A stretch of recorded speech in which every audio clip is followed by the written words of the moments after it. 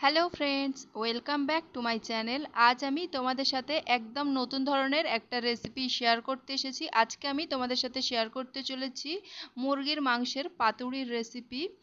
এত সুস্বাদু খেতে হয় বন্ধুরা এই মাংসের পাতুড়িটি। আমি মনে করি মাঝে মধ্যে চিকেনের এইভাবেও রেসিপি কিন্তু ট্রাই করা যেতে পারে। এছাড়াও গেস্টদেরকেও কিন্তু তোমরা এই পাতুড়ি সার্ভ করতে পারো। গেস্টরাও কিন্তু ভীষণ খুশি হয়ে যাবে, কারণ এটা খেতে ততটাই সুন্দর হয়। তো আর বেশি কথা বাড়াবো না বন্ধুরা, ডাইরেক্ট রেসিপিতে চলে যাব।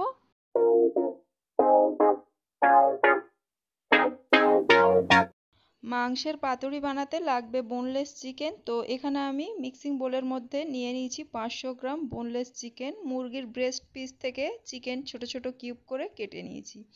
এরপরে এর মধ্যে আমি এক এক করে অ্যাড করে দিচ্ছি 2 চা চামচ কাশ্মীরি লঙ্কার গুঁড়ো, 2 চা চামচ নর্মাল লাল লঙ্কা গুঁড়ো, 1 চা চামচ হলুদ গুঁড়ো অ্যাড করেছি, নুন অ্যাড করেছি 2 চা চামচ, টক দই অ্যাড করে দিয়েছি 1/4 কাপ।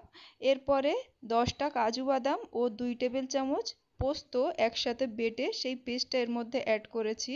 লঙ্কা কুচি অ্যাড করেছি 1/4 কাপ, ধনেপাতা কুচি অ্যাড করেছি 1/4 কাপ, আর অ্যাড করে দিয়েছি সর্ষের তেল 1/4 কাপ। এবারে হাত দিয়ে সমস্ত উপকরণগুলোকে চিকেন পিসের সাথে ভালো করে মিক্স করে নিচ্ছি, যাতে প্রত্যেকটা উপকরণে একদম চিকেন পিসগুলো সুন্দর মতো কোট হয়ে যায়। এরপরে এর মধ্যে আমি আদা এবং রসুন একসাথে বাটা সেই পেস্ট অ্যাড করে দিলাম 2 টেবিল চামচ, আর পেঁয়াজ কুচি অ্যাড করে দিলাম 1 কাপ। এই পেঁয়াজ কুচি ও আদা রসুনের পেস্টটাকেও চিকেনের সাথে ভালো করে মিক্স করে নিতে হবে। এরপরে এটাকে আমি চাপা দিয়ে ম্যারিনেট হতে রেখে দেব 30 মিনিটের জন্য। এছাড়াও তোমরা চাইলে ওভারনাইট ফ্রিজেও রেখে দিতে পারো, তবে মিনিমাম 30 মিনিট এটাকে কিন্তু ম্যারিনেশনে রাখতেই হবে। 30 মিনিট পরে ফিরে এসেছি। এবারে আমরা চিকেন পাতুরির জন্য প্রিপারেশনটা করব। তো আমি আজকে দুভাবে তোমাদেরকে চিকেন পাতুরি তৈরি করে দেখাবো। এখানে দেখো আমি কলা পাতা ছোট ছোট করে কেটে নিয়েছি এবং এটাকে আগুনে একটু সেঁকে নিয়েছি, যাতে এটা একটু সফট হয়ে যায়। এরপরে আমি প্রয়োজন মতো চিকেনের মিশ্রণ আমি এই কলা পাতার মধ্যে দিয়ে দিলাম। এবারে আমি চারদিক দিয়ে এটাকে ফোল্ড করে নেব, নিয়ে এরপরে এটাকে আমি সুতোর সাহায্যে বেঁধে নেব। তবে এটাকে চাইলে কিন্তু সুতো দিয়ে নাও বাঁধতে পারো, আর সুতো দিয়ে বাঁধতেও পারে। সুতো দিয়ে যদি না বাঁধা হয় সেক্ষেত্রে যে সাইডটা মুখগুলো খোলা থাকছে সেই সাইডটাকে নিচে দিতে হবে প্রথমে, দিয়ে তারপরে এটাকে সেঁকে নিতে হবে। এবারে ফ্রাইং প্যানের মধ্যে আমি আবারও প্রয়োজন মতো সর্ষের তেল দিয়ে দিলাম। তেলটা দেওয়ার পরে ভালো করে ছড়িয়ে নিচ্ছি ফ্রাইং প্যানের মধ্যে। এরপরে এক এক করে আমি এই পাতুরিগুলোকে দিয়ে দেব। দেখো আমি সুতো দিয়ে বেঁধে নিয়েছি পাতুরিগুলোকে। এর মধ্যে আমি 4টে এইভাবে বানিয়েছি, সেই 4টে পাতুরিকে এর মধ্যে দিয়ে দিচ্ছি। আর দেওয়ার পরে এটাকে চাপা দিয়ে আমি হাই ফ্লেমে 5 মিনিট ও লো ফ্লেমে 10 মিনিট রান্না করব একটা সাইড। আর তারপরে উল্টে দিয়ে আরেকটা সাইডও একইভাবে 5 মিনিট হাই ফ্লেমে ও 10 মিনিট লো ফ্লেমে রান্না করে নিলেই তৈরি হয়ে যাবে আমাদের চিকেন পাতুরি। এটাকে আমি তো তোমাদেরকে খুলে দেখাবো কেমন খেতে হয়েছে, তবে তার আগে আরেকটা প্রসেসে আমি পাতুরিটা তৈরি করে তোমাদেরকে দেখাই। একইভাবে ফ্রাইং প্যানের মধ্যে প্রয়োজন মতো তেল দিয়ে দিয়েছি, আর তেলটাকে ভালো করে ছড়িয়ে দিচ্ছি ফ্রাইং প্যানে।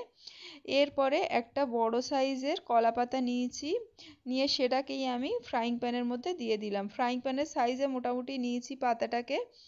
পাতার উপরেও অল্প করে একটু সর্ষের তেল দিয়ে ভালো করে ব্রাশ করে দিচ্ছি, যাতে পাতার সমস্ত জায়গাটা তেল তেলে হয়ে যায়।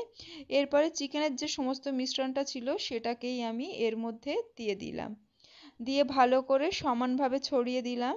দেওয়ার পরে উপর থেকে আবারও একটা আমি কলা পাতা দিয়ে দিচ্ছি, দিয়ে এটাকে চাপা দিয়ে আমি একইভাবে 5 মিনিট হাই ফ্লেমে ও 10 মিনিট লো ফ্লেমে রান্না করে নেব। আর 15 মিনিট পরে একটা সাইড যখন হয়ে যাবে তখন এটাকে উল্টে দেব।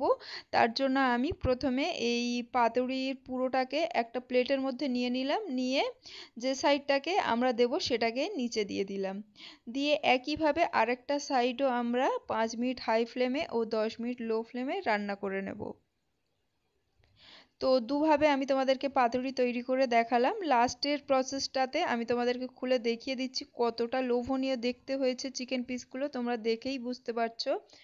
এখনই দেখে লোভ হবে, এত সুন্দর খেতে লাগে। এটা শুধু শুধুও খেতে ভালো লাগে, স্ন্যাক্স আইটেম হিসেবে চিকেন রোস্টের মতো অনেকটা দেখতে লাগে, খেতেও হয় আর এতটাই সফট ও জুসিও হয়। তো এভাবেও সার্ভ করতে পারো, এছাড়াও ভাত রুটির সাথে তো সার্ভ করাই যায়। আর আরেকটা প্রথমে যে প্রসেসে চিকেন পাতুরিটাকে তৈরি করেছিলাম সেটাকেও তোমাদেরকে খুলে দেখাচ্ছি, আর চিকেনগুলো ভেঙেও দেখাবো। তোমরা দেখে বুঝতেই পারছো কতটা সফট হয়েছে চিকেনগুলো, একদম জুসি সফট, মুখে দিলে মিলিয়ে যাচ্ছিল, এতটাই সুন্দর বোনলেস চিকেন, অথচ এত সফট হবে ভাবা যাবে না।